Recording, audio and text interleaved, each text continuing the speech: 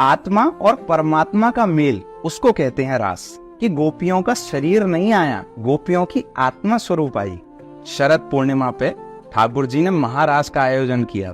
शरद पूर्णिमा में पूर्ण चंद्रमा होता है और चंद्रमा की चांदनी चांदी जैसी होती है। उस दिन ठाकुर जी ने महारास का आयोजन किया था। बहुत लोग इसमें ये भी कहते हैं कि गोपियों को बुलाया तो किसी पर स्त्री को बुलाना। श्रीमद् भागवत जी में स्पष्ट लिखा हुआ है कि गोपियों का शरीर नहीं आया, गोपियों की आत्मा स्वरूप आई। वहाँ पे एक वर्णन आता है कि जब उनके पति करवट लेते हैं तो उन्हें ऐसा ही लगता है कि वो बगल में ही है। इसका मतलब उनका शरीर तो वही था, उनकी आत्मा आई। रास का मतलब क्या है? रस का उद्गम जहाँ हो जाए, जहाँ रस प्रकट हो जाए। रस प्रेम का रस, जहाँ पे काम का प्रवेश ही नहीं है। इस पूरे जगत में सबसे बड़ी ब्रह्मचारिणी अगर कोई हुई तो गोपियां हुई। आत्मा और परमात्मा का मेल उसको कहते हैं रास। जहाँ परमात्मा एक नृत्य रूपी रास भूमिका बनाते हैं, जिसमें सब गोपियों की आत्मा जो अनंत अनंत वर्षों से अलग अलग योनियों में भटक रही है, आज अपने असली पति परमेश्वर से मिलके उस आनंद में, उस उत्साह में नृत्य करती है।